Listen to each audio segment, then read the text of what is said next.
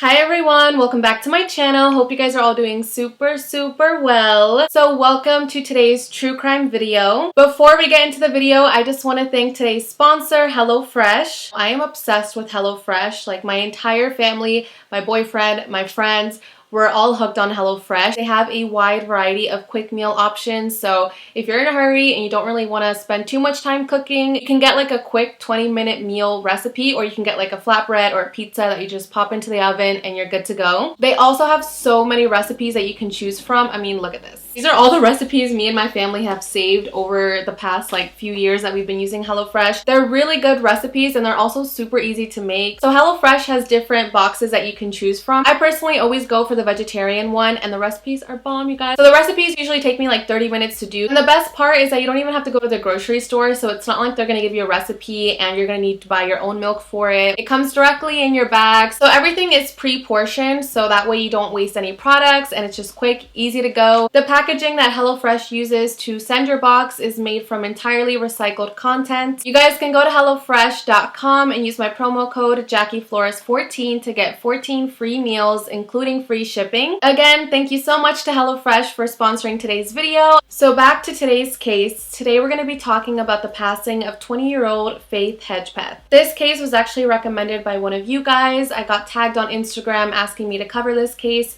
and once I started looking more into it, I was just completely heartbroken, very upset, mad, just disturbed. I mean, it's just an all over crazy case, and it makes me so upset that this beautiful girl's life was taken from her so young. Real quick before we get into the video, if you guys are new and haven't subscribed yet, hopefully you guys are able to subscribe down below before you guys leave so you guys can join the familia. That's pretty much all I have to say. Let's just jump right into today's video.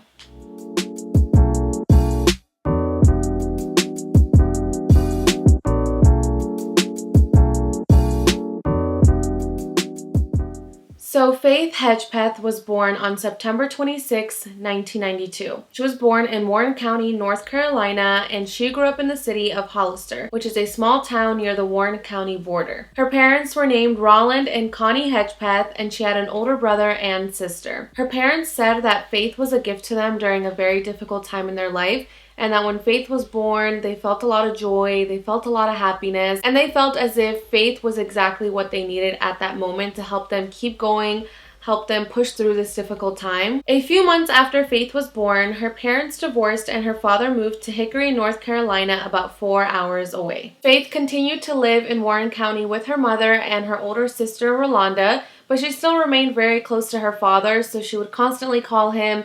They would text, talk on the phone. So when Faith was born, Rolanda was 18 years old, so she was way older than Faith, and she kind of helped raise Faith and was kind of like a second mother to her. Rolanda says that people would constantly ask her if Faith was her own child because she always had her with her, she was always taking care of her, and she says that sometimes it felt that way. It felt as if Faith was her own child, so they just had a really close relationship, and Rolanda always wanted to look out for Faith. So Faith's family describes her as being very joyful, very kind, full of life. She was also really good at school, so she was an honor student in high school. She was a cheerleader, she did a lot of extracurricular activities and was a part of a lot of clubs. She was also very friendly, so she had multiple friends from different friend groups and just seemed like an all-over kind, loving person. When it was time to apply for college, Faith knew she wanted to enroll herself at the University of North Carolina at Chapel Hill. She was granted the Gates Millennium Scholarship, and she enrolled herself at UNC and was very excited to begin her journey there. Faith would have been the first person in her family to graduate from college, so she was super excited to take on this journey. Her family was extremely proud of her. Her father, Roland, had actually attended UNC, but he didn't graduate, so he was super excited that Faith was following his footsteps and that she was going to be the first person in the family to finally graduate from college. At the university, she was a member of the Haliwa-Saponi Native American Tribune, and she made a lot of friends throughout this program and throughout the different clubs and extracurricular activities that she did. She had a passion for helping people, and she had the dream of becoming a pediatrician when she was older. Throughout college, Faith had a waitressing job at Red Robin, and she also lived in an off-campus apartment with her roommate Karena Rosario. So Sunday, September 2nd, 2012 was just like any other day. Faith had just finished her shift at Red Robin, and now her and her roommate Karena were headed to Warren County to celebrate her mother's birthday early. When they got to her mother's house, they all had a great time. They were just hanging out, laughing together, catching up. Connie says that she had an amazing time with her family and just loved any time they got together. So then on Tuesday, September 4th, Faith called Connie to wish her a happy birthday, and that was the last time that Connie would speak to Faith. The following day, on Wednesday, September 5th, Faith called her father, Roland, just to catch up, talk about what was going on, and let him know that she was actually thinking of joining a new club at school. She wanted to join UNC's chapter of the Native American Alpha Pi Omega, so she told him about that program and how she was super excited to join, and that was the last time that Roland would ever speak to Faith. So then on Thursday, September 6, 2012, Faith was having just a regular day at school. So after her classes had ended, she attended a rush event at Alpha Pi Omega at around 6 p.m. After the event, she headed to the UNC's Davis Library to study with her roommate Karena. After a few hours of studying, Faith and Karena decided to head back to their apartment, which was off campus on Chapel Hill Road. So once they got back to their apartment, they were kind of just hanging out, chilling for a bit, and then around midnight, they decided to head out to a nightclub in downtown. They ended up at a nightclub called The Thrill in downtown Chapel Hill. This club was super popular for college kids because they allowed people under the age of 21 to go inside and be on the dance floor. So there is surveillance footage of Karena and Faith arriving to this nightclub, and it just looks like everything's going fine. They meet up with some friends, they're dancing, they're having fun. So after a while of dancing, Karena begins to feel sick. She says she has like a stomach ache, maybe she drank too much. So she tells Faith about her stomach issues, and they decide to head back to the apartment. So Karena and Faith arrived to their apartment at around 3 o'clock in the morning. It's believed that Faith went straight to bed and Karena was just kind of hanging around for a bit. And then an hour later, at around 4 o'clock in the morning, Karena gets picked up by a friend and she leaves the apartment. She says that when she left the apartment, she saw Faith laying in her bed sleeping, and that when she left, she did not lock the door behind her. I don't know if she forgot to lock the front door or if that's something that they both did. They just didn't lock it and assumed everything would be fine. So she left the apartment at 4 o'clock in the morning, didn't lock the door behind her, and that was that. So the following morning, on Friday, September 7th, Karena wakes up and tries to contact Faith to see if she can give her a ride back to the apartment. However, Faith doesn't pick up any of her phone calls or reply to any of her text messages, so Karena finds a ride with her friend Marisol back to the apartment. Once Marisol and Karena arrive to the apartment and walk inside, they are completely shocked. So what I'm going to say is graphic and disturbing, so just putting a warning out there. So when Karena and Marisol walk into Faith's bedroom, they just see a horrific scene. Absolutely horrific. They see blood everywhere, they see just chaos, and they see Faith partially nude, wrapped in a comforter from her bed, laying on the floor. Karena immediately called 911, and this 911 call has been released to the public, so if you guys want to hear it, I'll have it linked down below. A lot of people have their different thoughts on this 911 call. Some people think it's a little bit weird. Some people think it just sounds like a regular 911 call. So Karena calls the 911 operator and tells her what she just discovered. She says that she just found her friend and that she appears to be unconscious, and it does sound to me like she is panicking on the phone call. So then the 911 operator asks her to check if Faith is still breathing or if she feels warm, or just give her more details, and Karena says that Faith is not breathing and that she feels really cold. So then the 911 operator tells her to not touch anything else in the apartment and to just remain calm because police are on their way. To me, it genuinely sounds like she's in shock and just doesn't really understand what's happening and is scared. So to me, it sounds real, but some people have found it a little bit weird that she didn't say that Marisol was there. She said, when I walked into the apartment, I found my roommate unconscious. She didn't say we, or she didn't mention that there was another person at the apartment, because at one point the 911 operator tells her to stay on the phone with her because she doesn't want her to be alone and scared. And some people think it's weird that Karena didn't say, oh, I'm not alone, like I have a friend here, Marisol, or something like that. So a lot of people have analyzed that phone call and have their opinions on it, but I don't really know. One of their neighbors told Crime Watch Daily that she had seen Karena and Marisol right after they had made the 911 call. She says that she walked out of her apartment and she saw Karena and Marisol walking downstairs, and that they didn't seem distraught. They didn't seem shocked. It didn't seem as if they had just discovered their roommate and their friend's body upstairs murdered. She says that Marisol was softly crying, but that Karena was not crying and that she was just texting on her phone. So some people have also analyzed that neighbor's statement and think it's a little bit weird that they're not crying too much, but they could have just been in complete shock. I mean, everyone reacts differently when they're put into these traumatic situations, so maybe they were just in shock. So police arrive to the scene and they begin to notify Faith's family. When the police officer called Faith's mother, Connie, she was at work and she was completely shocked. She says that she could not believe that this was happening and that she kept telling the police officer that she was wrong, that it wasn't Faith, and that she had her confused with someone else. She was like, I just don't understand how Faith could be dead. That's not my daughter. She was not murdered. You're completely wrong. And she was in denial at first, which is completely understandable. So then she began asking the police officer if maybe it was a car accident or something like that, and the police officer said it was not a car accident and that it appeared that Faith had been murdered. So she said that once she hung up the phone call, she just completely burst into tears, was completely heartbroken, was shocked, confused, still didn't really understand how this could happen, but knew that she had to put herself together because she now needed to notify Roland and the rest of the family. So when Connie called Roland to let him know that Faith had been murdered, he was also completely shocked, and he says that he can't even really remember what he did after that phone call or during that phone call. So he just immediately left his house and started driving back to Warren County. When Faith's sister and brother found out about her passing, they were also completely heartbroken, and the family was just hoping that they would find her killer soon. They didn't think that the investigation would take that long. They thought that in a few weeks they would know who did this to Faith and the investigation would be closed and they would be able to,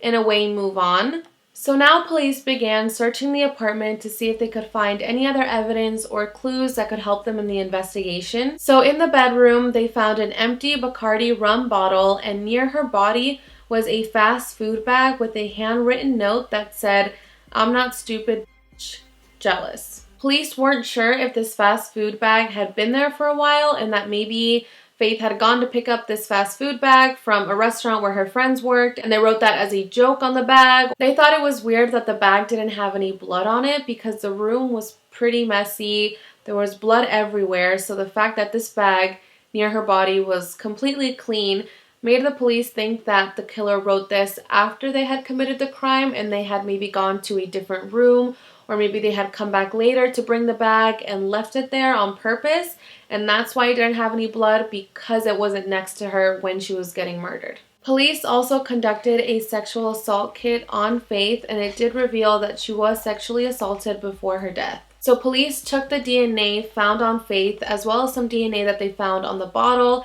took it into evidence, and continued on with their investigation. At this time, police were making a public appeal to anyone that had any information that could help them out with this investigation. They just wanted the public's help to see if anybody knew who Faith had been talking to that night, or anyone that had been, weird with Faith, or any enemies that she had. They wanted the public to know that Faith's case was not going to become a cold case and that they were going to have this case active for as long as they needed to, until all the people involved in Faith's murder were held accountable. So at this time in their investigation, police were looking at Karena's ex-boyfriend as their number one suspect. Karena's ex-boyfriend was named Eric Jones, and they had a really rocky relationship. It seemed as if he was abusive towards Karena and had broken down the door multiple times at the apartment, had been crazy at the apartment. So at one point, Karena was wanting to file a restraining order against Eric, and Faith had actually gone with her to get this restraining order. And apparently this made Eric very mad. He didn't like that Faith was trying to pull them apart, in his eyes. So allegedly, he had threatened to kill Faith if him and Karena didn't get back together. So this made police see Eric as their number one suspect. So police searched through Eric's car, they searched throughout his house, and they even took a DNA sample from him. And when they did the DNA test to see if Eric's DNA would match the DNA found at the crime scene, the results came back and the DNA was not a match. Eric, however, says that his life was ruined because of these accusations. He says he lost opportunities, he lost friends, he felt really just alone and depressed after this because he didn't understand why he would be the one guilty of this and didn't understand how he was caught in the middle of this investigation. And he says that he's guilty and had nothing to do with Faith's murder.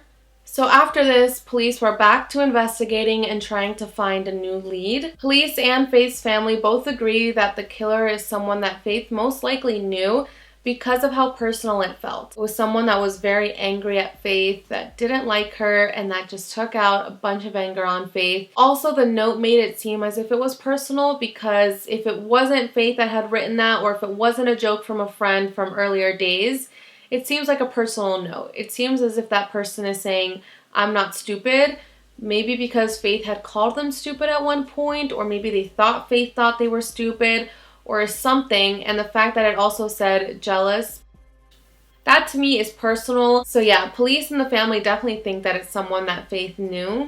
So then in 2014, police still did not have any suspects. They didn't have any leads. They didn't really have much movement in the investigation. So they decided to unseal the autopsy report. And the autopsy report revealed that Faith had died from blunt force trauma to the head. She had cuts and bruises on her arms and on her legs, and she also had blood underneath her fingernails. I'm not sure if this blood was Faith's blood or if it was the attacker's blood from her trying to defend herself. Police believe that the murder weapon was the empty bottle of Bacardi because they found some tissue on the bottle as well as some DNA. So maybe the killer used that to hit her on the head, to knock her unconscious or something like that. So then in 2016, police still didn't have any answers as to what happened to Faith. So at this time, police released an image generated by Parabon Nanolabs, a genetic testing lab in Virginia, of what the suspect may look like. They created this image based on the phenotype of his DNA profile. So according to this, the suspect was Native American and of European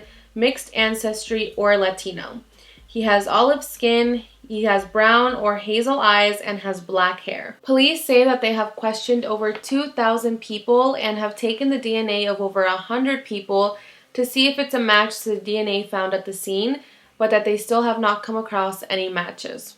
So during the investigation, one of Faith's friends came forward and told police that the night that Faith had been murdered, she had received a voicemail from Faith. So police didn't think much of this voicemail, especially because the timestamp was at 1:23 in the morning, which means that Karena and Faith were still at the nightclub. The voicemail was also a little bit hard to understand. It was a little bit scratchy. It was a little bit like, just not the best quality of voicemail. So they thought that maybe Faith had accidentally butt dialed the friend, or it was just, a random phone call and it didn't mean much. However, in 2016, Arlo West, a forensic audio expert, analyzed the voicemail and believed to have found some evidence that would help solve the case. Like I said, the voicemail is really distorted and hard to understand, but he was able to enhance the audio, and he says that in the audio, he hears 2 male voices and 2 female voices. He says that in the voicemail, he believes to hear Faith calling for help.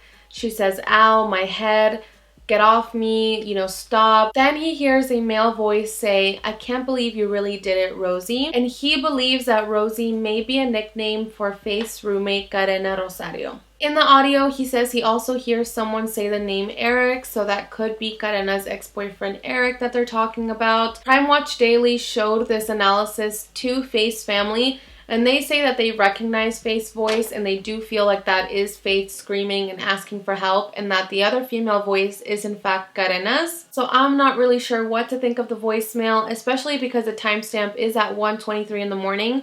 And there is surveillance footage of Karena and Faith at the nightclub at that time, just dancing and having fun. So it's kind of hard to believe that the timestamp is wrong on the voicemail, or that this is a voicemail of Faith asking for help. So I'm not really sure. Definitely let me know what you guys think about this voicemail down below. So then we fast forward all the way to 2020, and at this point it's 8 years after Faith has been murdered, and there are still no suspects. Faith's family was happy that the police were still investigating Faith's murder and were still on the case, but just didn't know that it would take this long.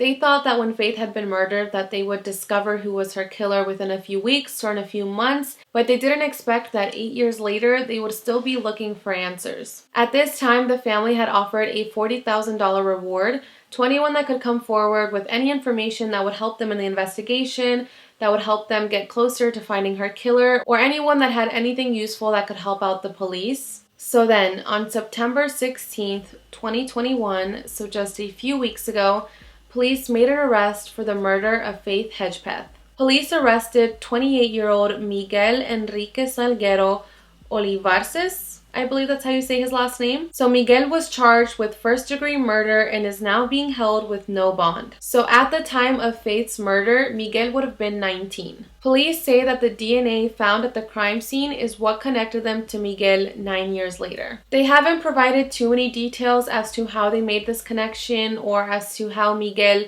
knew Faith or how this whole thing happened. So I'm sure later they will reveal more details, but for now, since the investigation is still going and they just arrested him, they're not releasing that many details. However, UNC officials have said that Miguel was never enrolled at their university and was never a student there. So after Miguel's arrest, his own mother went on WRAL and told people that she believes her son is innocent, that he's not a murderer, and that he doesn't even have anything to do with this investigation. She says that he doesn't have any friends at UNC and that he's never even met Faith, so there's no way he would be involved in this investigation, and she just says that her son is innocent. Friends of Miguel have also come forward saying that they're completely shocked about this news and that it's not in Miguel's character to do something like this. I guess it just shows that you don't really know people as well as you think you do.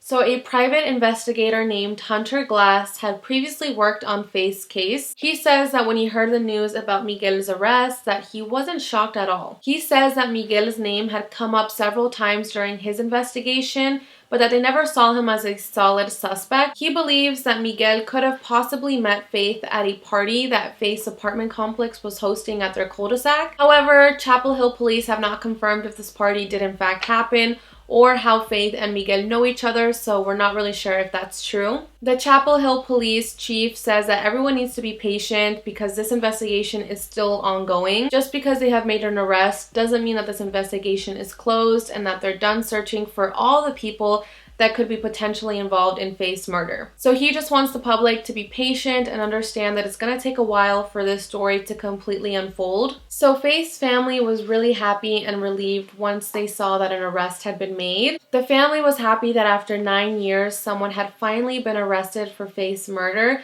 and that the police had never given up. You know, so many cases turn into cold cases and people kind of just stop investigating them, or they don't have as much push and importance as they did in the moment. So they're happy that the police never stopped looking for Faith's killer and that, even though it took 9 years, they're still happy that someone has finally been arrested. Roland told ABC 11 that he was relieved when he found out about the arrest, but also felt a lot of emotions because now it's a different journey that's starting. Now the journey of going to trial and, doing all that has begun, and that they still have a long way to go before this investigation can be closed. He also thanks God for keeping him alive this long to see his daughter's killer go behind bars and serve his punishment. I can't imagine how the family feels. 9 years later and your daughter's killer is finally arrested and put behind bars. It's just crazy. I'm sure it's been a long 9 years for them, and hopefully all the people that were involved in Faith's murder can be held accountable and punished. And that's pretty much it, you guys. I will keep you guys posted on how the trial goes and how the investigation continues. Miguel was arrested only a few weeks ago, and I believe his next hearing is on October 2nd.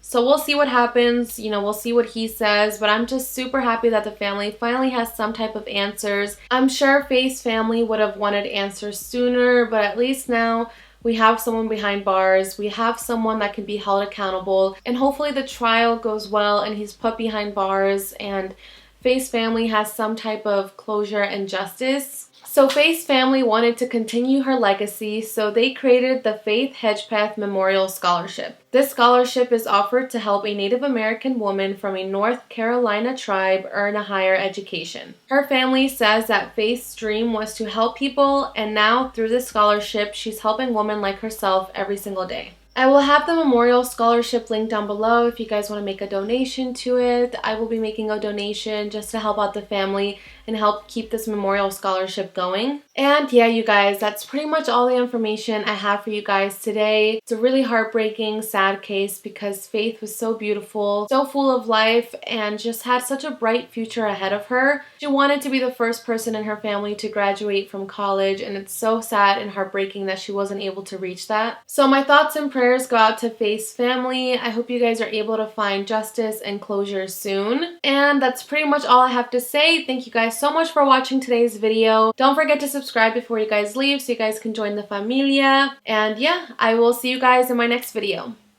Bye guys!